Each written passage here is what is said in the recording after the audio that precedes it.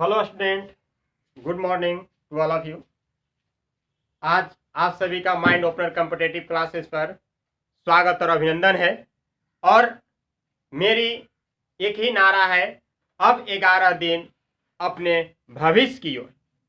अब हम सब की स्टेट के लिए मात्र 11 दिन बचे हुए हैं और वह 11 दिन हम लोग 11 तरीके से मैथ बनाने के लिए सीखेंगे और 11 दिन में आपका पूरे के पूरे मैथ का कॉन्सेप्ट क्लियर कर दिया जाएगा।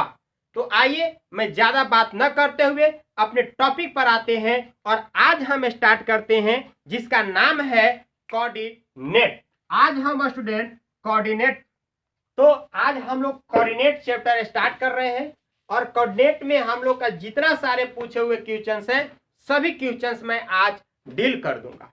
तो सबसे पहले कोऑर्डिनेट में आता है बच्चों, तो हम सबसे पहले बात करते हैं बिंदु और रेखा की।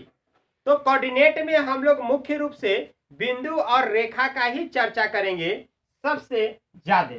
तो सबसे ज्यादा हम लोग बिंदु और रेखा के बारे में करेंगे। तो कोऑर्डिनेट का अर्थ होता है कि हम लोगों ने कोई दो अक्षों का डिवाइड करते हैं। कोई दो तल, ये कोई बिंदु यानी कोई तल में एक बिंदु स्थित है, उस बिंदु को कोई दो रेखाएं से अगर प्रतिच्छेद करती है, बिंदु से कोई दो रेखाएं परस्पर प्रतिच्छेद करती है, तो उस बिंदु को हम लोगों ने मूल बिंदु के नाम से जानते हैं। और ये जो कोऑर्डिनेट है, ये कोऑर्डिनेट का जो देने वाले सर्वप्रथम थे वो जो थे उनका नाम था रेने दसार्ते। क्या नाम था? रेने दसार्ते। लिख लीजिएगा आप लोगों ने कि निर्देशांक ज्यामिति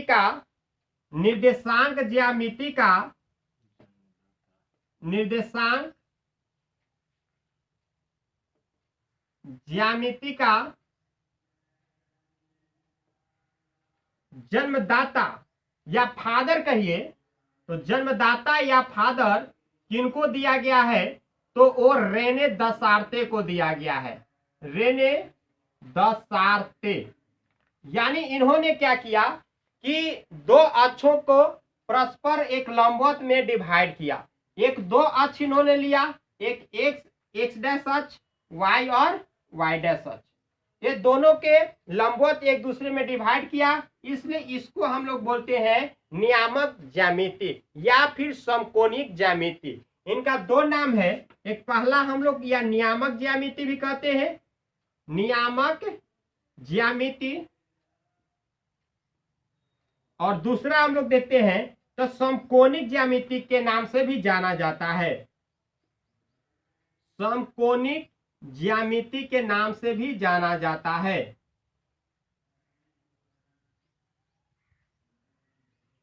तो ये देखिए कि समकोणिक ज्यामिति क्या होती है। तो देखिए बाय दफे एक्स डैश है ना, और वाई डैश, ये जो दिख रहा है आपको ओ, यानी दो निर्देश यानी वाई ओ वाई डैश तथा एक्स ओ एक्स डैश दोनों जिस बिंदु पर इंटरसेक्ट करती है, जिस बिंदु पर काटती है, उस बिंदु का नाम पड़ता है मूल बिंदु। तो इसमें हम लोगों ने निर्देशांक ज्यामिति में हम लोग क्या सबसे ज्यादा चर्चा करेंगे? तो जो सबसे ज्यादा हम लोग चर्चा करेंगे वो मूल बिंदु और रेखा के बारे में, ठीक ना। तो यहां पर हम लोग देखेंगे कि मूल बिंदु जो है किधर आती है। रेने दकार्ते ने एक दो अक्ष को लंबवत डिवाइड किया। रेने दकार्ते ने दो अक्ष को लंबवत डिवाइड किया, एक्स और एक्स डैश एच, वाई और वाई डैश। ये लंबवत जब डिवाइड किया तो दोनों जिस बिंदु पर कट रहा है, ध्यान दें, ऐसे और ऐसे भी आपका क्या है? निर्देशांके है। इसको भी हम लोग निर्देशांके कहते हैं, है ना। ये आपका एक्स डैश हो गया और ये आपका हो गया वाई डैश। ये दोनों जिस पॉइंट पे इंटरसेक्ट कर रहा है वो कर रहा है, तो ये भी आपका कोऑर्डिनेट है, ये भी आपका कोऑर्डिनेट है। तो रेने दकार्ते ने क्या किए कि दोनों लाइन को इंटरसेक्ट करवाएं और कराने के बाद जिस पॉइंट पर इंटरसेक्ट करता है उस पॉइंट का उन्होंने नाम दे दिए मूल बिंदु। और मूल बिंदु में जो होती है वो निर्देशांक होता है बाबू ओ। मूल बिंदु का निर्देशांक होता है ओ। अब हम लोग देखेंगे कि ये जो होता है, अब ये लंबवत जो डिवाइड किए तो इसमें पादों की संख्या कितनी होती है, तो इसमें पाद जो होता है वो 4 होता है।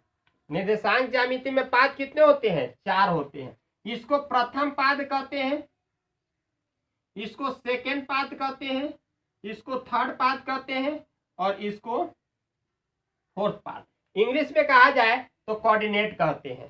तो लंबवत जब X O X dash Y O Y dash एक दूसरे के लंबवत प्रतिच्छेद करती है तो उसके तरह से हमको मिलता है 4 समकोणिक एक्स ओ एक्स वाई, इसका नाम हम लोग रखते हैं origin, X O Y X dash O dash Y X O Y dash और हो गया आपका वाई ओ वाई, ये आपका क्या है, समकोणिक है। दूसरी कंडीशन में हम देखते हैं तो मूल बिंदु की दाएं साइड की दूरियां यानी इधर की दूरियां हमेशा जो होती है आपका पॉजिटिव होती है, ऊपर की दूरियां हमेशा निगेटिव और इधर की दूरियां हमेशा निगेटिव और इधर की दूरियां निगेटिव। यानी मूल बिंदु से वाई डैश की डिस्टेंस जो होती है निगेटिव होती है, मूल बिंदु से एक्स एक्सिस की डिस्टेंस पॉजिटिव होती है, मूल बिंदु को वाई के एक्स की डिस्टेंस निगेटिव होती है, मूल बिंदु से एक्स डैश की डिस्टेंस निगेटिव होती है। अब बात आता है कि ये 2 होती है तो हम लोग एक्स एक्सिस को बोलते हैं अबसिस्सा यानी भुज। एक्स एक्सिस को हम लोग क्या कहते हैं, भुज कहते हैं, ठीक ना। और वाई एक्सिस को हम लोग क्या कहते हैं, तो वाई एक्सिस को हम लोग बोलते हैं ऑर्डिनेट, जिसका नाम रखा गया है कोटि। क्या कहते हैं हम लोग, वाई अक्ष को कोटि कहते हैं और एक्स अक्ष को क्या कहते हैं हम लोग, भुज कहते हैं। दूसरी भाषा में जान लीजिएगा। तो ध्यान देना यहाँ पर वाई अक्ष को भुज कहा, एक्स अक्ष को एक्स अक्ष को भुज कहा और वाई अक्ष को कोटि कहा। इंग्लिश में इसको अबसिस्सा कहा जाता है और इसको ऑर्डिनेट कहा जाता है। तो ध्यान देना स्टूडेंट कि अब ये भुज हमने देखा, कोटि देखा, अब इसमें हम प्रथम कोऑर्डिनेट में चले तो निर्देशांक जानते हैं। तो प्रथम कोऑर्डिनेट में हम लोग हमेशा पॉजिटिव पॉजिटिव लिया जाता है, ये जानते हैं। इसको एक्स और वाई इसको पेयर कहा जाता है। एक्स को हमेशा पहले लिखा जाता है, एक्स को हमेशा पहले लिखा जाता है, वाई को हमेशा बाद में। एक्स को एक्स एक्सिस कहते हैं, एक्स एक्सिस पहले लिखा जाता है, वाई एक्सिस बाद में लिखा जाता है। तो अब यहां हम देखेंगे कि एक्स एक्सिस का जो डिस्टेंस है ये पहले पॉजिटिव होता है, यहां पर भी क्या होता है, पॉजिटिव। यानी प्रथम कोऑर्डिनेट में एक्स और वाई दोनों अक्ष क्या होते हैं, पॉजिटिव होते हैं। सेकेंड कोऑर्डिनेट में एक्स अक्ष निगेटिव होते हैं और वाई अक्ष क्या होते हैं, पॉजिटिव होते हैं। सेकेंड कोऑर्डिनेट में एक्स अक्ष निगेटिव और वाई अक्ष पॉजिटिव। थर्ड कोऑर्डिनेट में हम लोग चले तो ये होता है आपका निगेटिव निगेटिव, यानी एक्स अक्ष भी निगेटिव और वाई अक्ष भी निगेटिव। फोर्थ कोऑर्डिनेट में चले तो आपका निगेटिव और पॉजिटिव, एक्स अक्ष निगेटिव और वाई अक्ष क्या होती है, पॉजिटिव होती है, ठीक है। तो ये आपको प्रथम चतुर्थांश के बारे में आपको बताया गया, ये कोऑर्डिनेट के बारे में बताया गया। इससे रिलेटेड हम बहुत सारे क्वेश्चंस को बनाएंगे और क्वेश्चंस को देखेंगे कि कैसे बन रहा है। तो अभी देखिए हम लोग इसके बारे में चर्चा किए। अब सपोज दैट आपसे कहता है प्रश्न कि यदि एक्स एक्सिस पर स्थित हो, कहता है कि एक्स एक्सिस पर स्थित है। चलिए देखिए अब क्वेश्चन मैं इस पर बनाया हूं, आराम से आप जवाब दीजिएगा। कह कि किसी तल में एक बिंदु के स्थान निर्धारण के लिए कितने लंबिक रेखाओं की आवश्यकता होगी। कोई तल है, मान लेते हैं कि एक तल है, इस बिंदु है और इस बिंदु को एक तल से एक बिंदु के स्थान निर्धारण के लिए कितने लंबिक रेखाओं की आवश्यकता होगी। तो लंबिक रेखाएं हम लोग ऐसे और ऐसे, यही ना लंबिक रेखाएं कर सकते हैं। तो ये लंबिक रेखाएं कितनी आवश्यकता होगी, तो 2 की आवश्यकता होगी। पहला में मारेंगे 2। दूसरा क्वेश्चन है कि एक क्षैतिज और दूसरी ऊर्ध्वाधर रेखाएं को प्रतिच्छेद करने वाली बिंदु को क्या कहते हैं। एक क्षैतिज है यानी एक इस तरह से है और एक इस तरह से है, इसको क्षैतिज रेखा कहते हैं। क्या कहते हैं, क्षैतिज रेखा। और इसको क्या कहते हैं, ऊर्ध्वाधर रेखा। तो क्षैतिज और ऊर्ध्वाधर किस बिंदु को प्रतिच्छेद कर रही है? इस बिंदु को। तो प्रतिच्छेद करने वाले बिंदु को हम लोग क्या कहते हैं? तो आपको बताया मैंने अभी कि क्या कहते हैं? मूल बिंदु कहते हैं। क्या कहते हैं? मूल बिंदु। इसी तरह से आपसे क्वेश्चन पूछ सकता है कि निर्देशांक अक्ष तल 4 भागों में विभाजित करती है, तो प्रत्येक भाग को क्या कहते हैं? यानी निर्देशांक तल जो है 4 भागों में डिवाइड कर रही है, तो प्रत्येक तल को ये क्या कहते हैं? इसको अभी मैं बोला कि फर्स्ट को चतुर्थांश बोलते हैं। क्या बोलते हैं? चतुर्थांश कहते हैं। ये द्वितीय चतुर्थांश हो गया, और एक तृतीय चतुर्थांश हो गया, और एक चतुर्थ चतुर्थांश हो गया, है ना। यानी हम लोग चतुर्थांश हम बताए थे अभी कि प्रथम चतुर्थांश, द्वितीय चतुर्थांश, तृतीय चतुर्थांश और चतुर्थ चतुर्थांश। तो यहां पर देखिए क्वेश्चन में जस्ट लाइक कि इसको और इसको हम बोलते हैं प्रथम चतुर्थांश, इसको द्वितीय चतुर्थांश, और इसको तृतीय चतुर्थांश, और इसको क्या कहते हैं? चतुर्थ चतुर्थांश। तो क्या उसको कहते हैं जो 4 भागों में डिवाइड करता है लंबवत? तो उसको हम लोग चतुर्थांश कहते हैं। नेक्स्ट क्वेश्चन,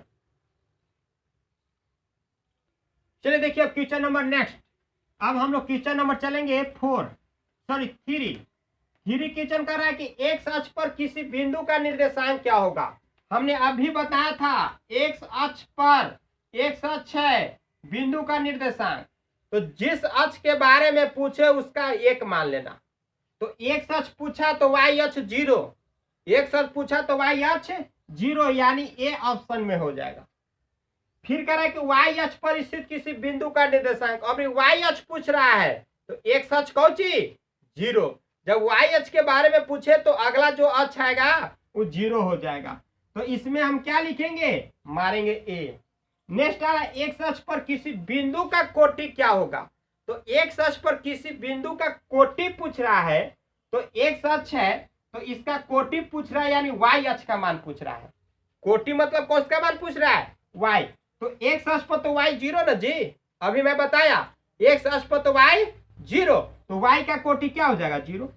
हाँ, अगर यही प्रश्न पूछता कि एक्स अक्ष पर स्थित किसी बिंदु का भुज क्या होगा, तो भुज पूछता तो आप एक्स मार देते, भुज पूछता तो क्या मार देते? एक्स मार देते। और नहीं, भुज नहीं पूछ के पूछा कौन सी? एक्स अक्ष के बिंदु पर स्थित उसका कोटि का निर्देशांक, तो कोटि क्या हो जाएगा? 0 हो जाएगा। या यही प्रश्न कह के वाई अक्ष पर किसी बिंदु का भुज क्या हो जाएगा? तो वाई अक्ष के बारे में पूछ रहा है तो भुज 0, भुज कौन सी? 0। इस तरह से आप, अब आइए हम नेक्स्ट क्वेश्चन लेके चल रहे हैं। देखिए नेक्स्ट क्वेश्चन कह रहा है कि बिंदु 6-4 समकोणाक्ष के किस चतुर्थांश में स्थित है? तो समकोणाक्ष में मैं बताया था प्रथम चतुर्थांश, द्वितीय चतुर्थांश, तृतीय चतुर्थांश और चतुर्थ चतुर्थांश। इस समकोणाक्ष कहेगा या निर्देशांक कहेगा, है ना? तो दोनों एक ही वर्ड है। तो बताया था मैं प्रथम में प्लस प्लस, तो दोनों का चिन्ह प्लस, तो कौन कोऑर्डिनेट में? प्रथम में। द्वितीय में आएगा तो माइनस प्लस आएगा तो द्वितीय चतुर्थांश, तृतीय में माइनस माइनस आएगा तो तृतीय। चिन्ह केवल देखना है, वैल्यू नहीं देखना है। और इसमें आएगा आपका माइनस प्लस तो फोर्थ चतुर्थांश।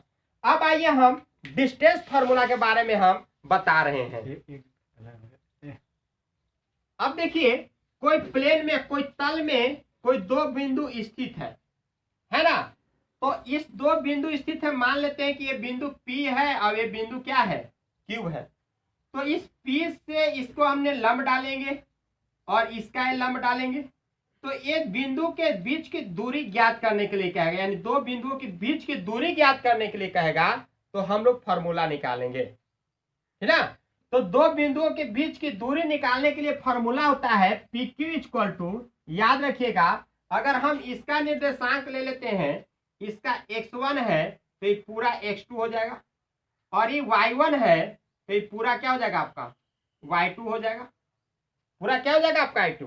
अब यहां से लंबवत ले लेते हैं, तो हमको PQ का डिस्टेंस निकालना है।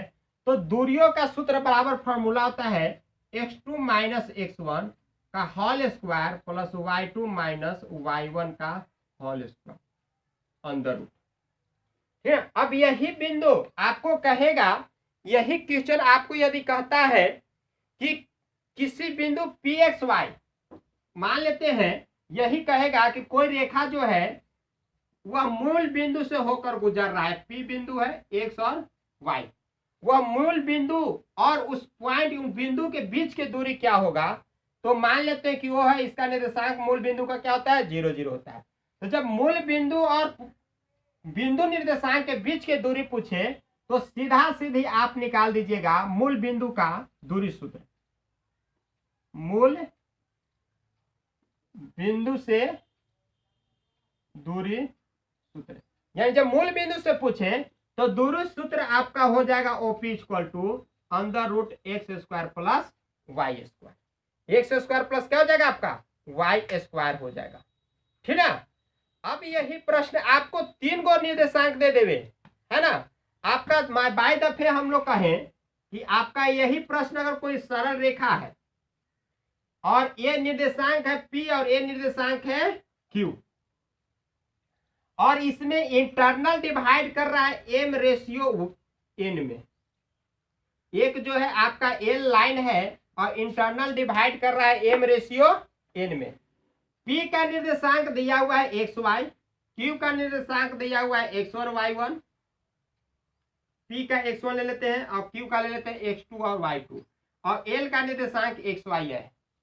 तो अंतर जो विभाजन कर रहा है, तो अंतर विभाजन का निर्देशांक पूछे तो आप डायरेक्ट फॉर्मूला क्या लगाइएगा, तो अंतर विभाजन इक्वल टू होता है x इक्वल टू, इस पर लिखिए, मैं बता रहा हूं, लिखिए अंतर विभाजन में।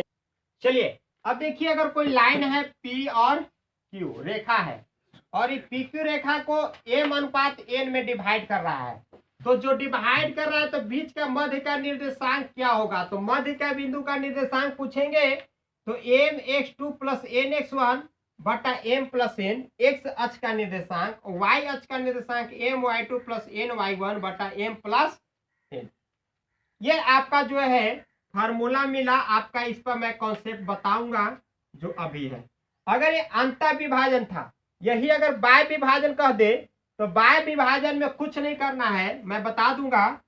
पहले देखिए यहाँ स्पेशल केस, यदि कहा कि पी रेखाखंड बाय दफे कोई रेखाखंड ए बी है और उसमें P जो है K अनुपात 1 में विभाजित करता है, यानी यहाँ P है K अनुपात 1 में क्या कर रहा है विभाजित कर रहा है, तो यहीं पर बैठा दोगे तो P का निर्देशांक हो जाएगा kx2 प्लस x1 बटा k प्लस 1 और ky2 प्लस y1 बटा k प्लस 1, यानी जब k अनुपात 1 में डिवाइड करे तो सीधा सीधी kx1 प्लस x1 बटा k plus 1 ky2 plus y1 बटा k प्लस 1 बिठा देना है।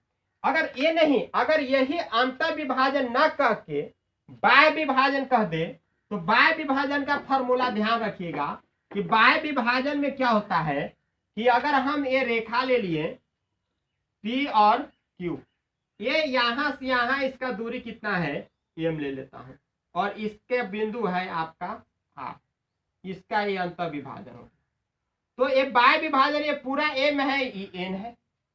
तो हम लोग बाय विभाजन जब पूछे, अंतर विभाजन न कह के बाह्य विभाजन, बाह्य विभाजन, तो बाह्य विभाजन का फॉर्मूला होगा x अक्ष equal to mx2 minus nx1 बटा m माइनस n और y इक्वल टू होगा my2 माइनस ny1 बटा m minus n।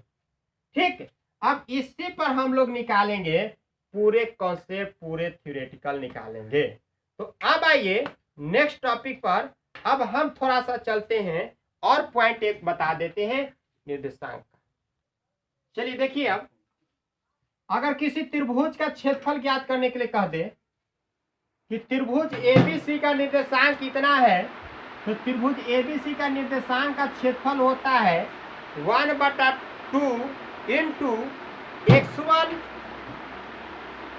Into y2 minus y3, y2 minus y3 plus x2 into y3 minus y1 plus x3 equal to y1 minus y3, y1 minus y3। ये आपका coordinate पर formula बैठाइएगा तो त्रिभुज का क्षेत्रफल निकल जाता है। चलिए ये तो हमने फार्मूला निकाला, लेकिन हम आईएससी के बेस पर सपोज दैट ये फार्मूला किसी को याद नहीं रहेगा तो सीधा सीधी आप आईएससी का बेस लगा दीजिएगा। 1 ले लीजिए, 1 ले लीजिए, 1 ले लीजिए, x1 ले लीजिए, x2 ले लीजिए और x3 ले लीजिए, y1 ले लीजिए, y2 ले लीजिए और क्या ले लीजिए, y3। और फिर यहाँ से डिटर्मिनेंट का वैल्यू निकाल दीजिए। 1 निकालिए तो ई लाइन कैंसिल, तो x2 minus x2 into y3 minus y2 into x3। ठीक, फिर इसी तरह से हम निकाल देंगे x1 का, तो क्या मिलेगा, ई लाइन कैंसिल और ई लाइन कैंसिल, तो y1 into y3 minus y2। इसी तरह से निकाल देंगे y1 का, तो y1 इक्वल टू क्या मिलेगा, ई लाइन, तो x3 माइनस x2 है ना। और इसी को 1/2 से मॉडुलस कर देना, 1/2 क्या कर देना, डिवाइड कर देना। ये भी ट्रिक से आपका एरिया निकल जाएगा, है ना। ये भी ट्रिक से आपका ये डिटर्मिनेंट यूज करके आप ट्रिक लगा के निकाल सकते हैं। तो चलिए, नहीं तो फिर आप याद रखिए कि x1 123, 231 और 313, 123, 231, 313 याद रखिएगा, वो आपका फॉर्मूला होता है त्रिभुज का क्षेत्रफल निकालने के लिए। एरिया ऑफ ट्रायंगल एबीसी, त्रिभुज का क्षेत्रफल निकालने के लिए त्रिभुज का क्षेत्रफल का फॉर्मूला होता है। अब याद रखेंगे कि कहता है कि त्रिभुज जो है, त्रिभुज का निर्देशांक देगा ए बी सी और कहेगा कि दिखाएं कि वह त्रिभुज संरेख है।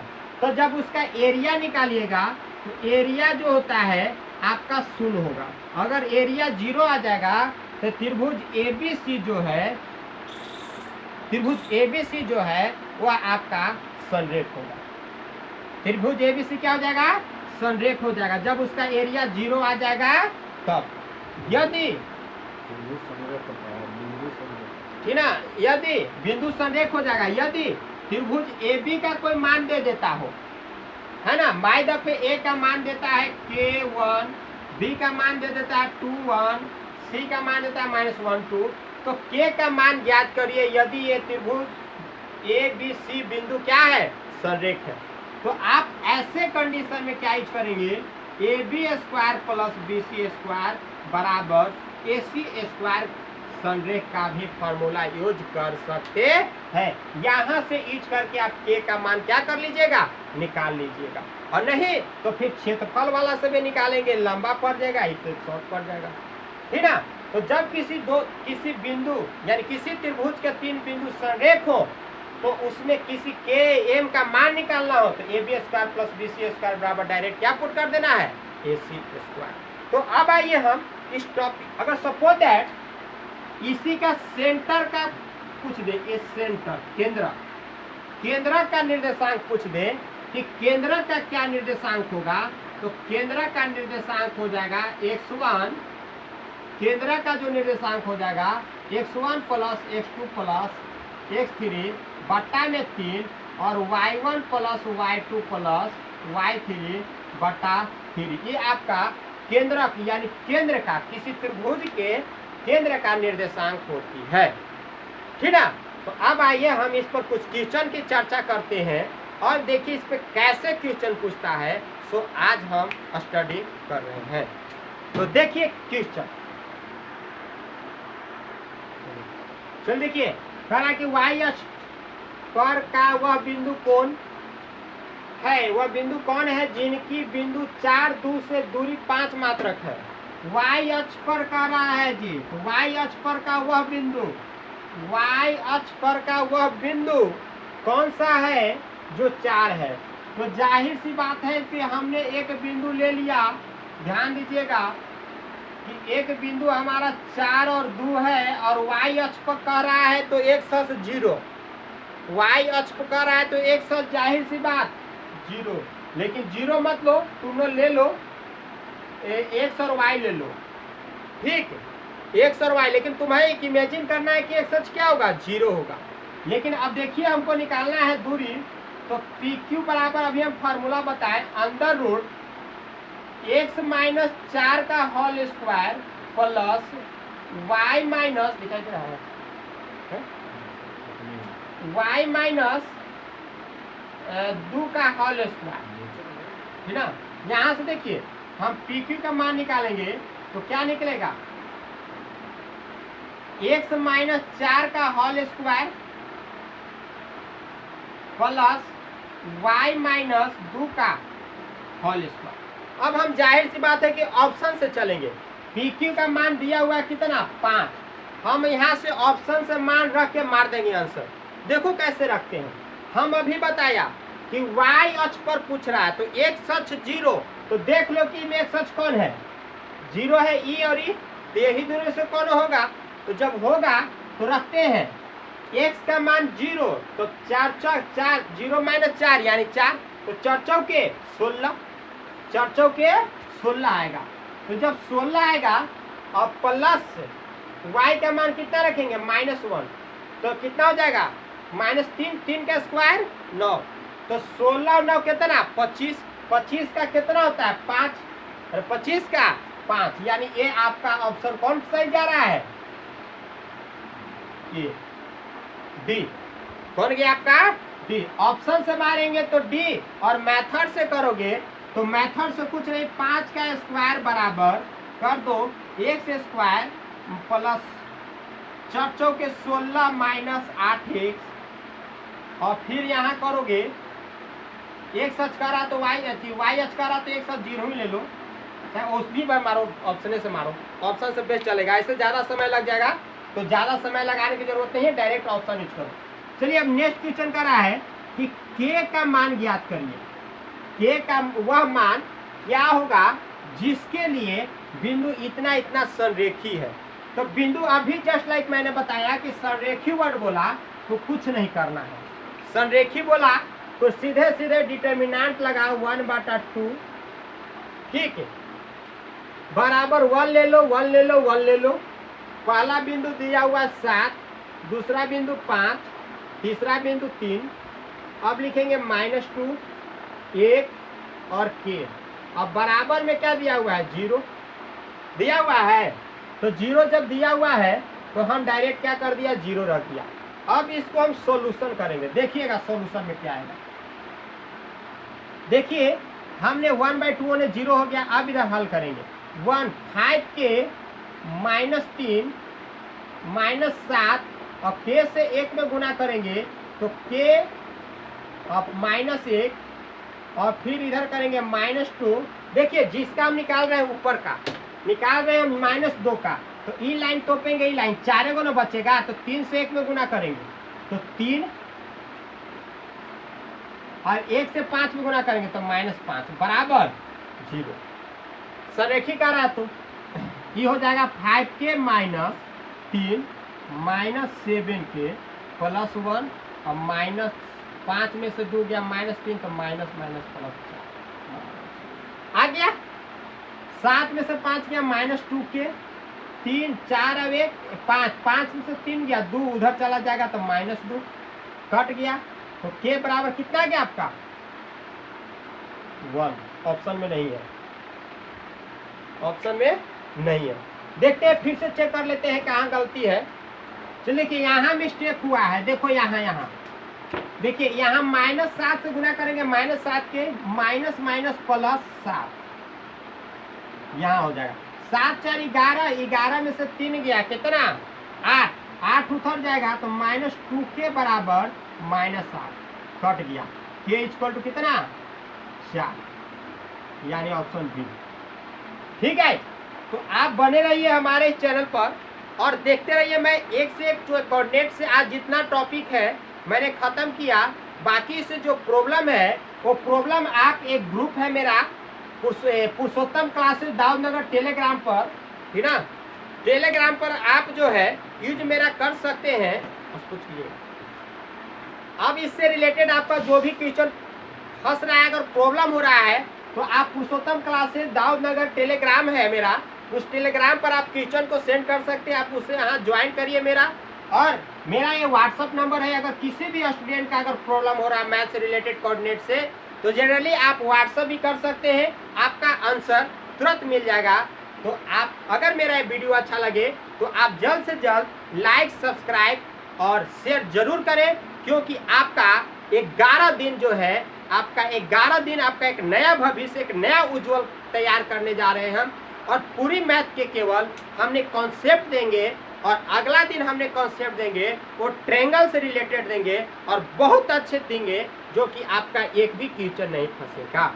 तो चलिए, थैंक यू सो मच।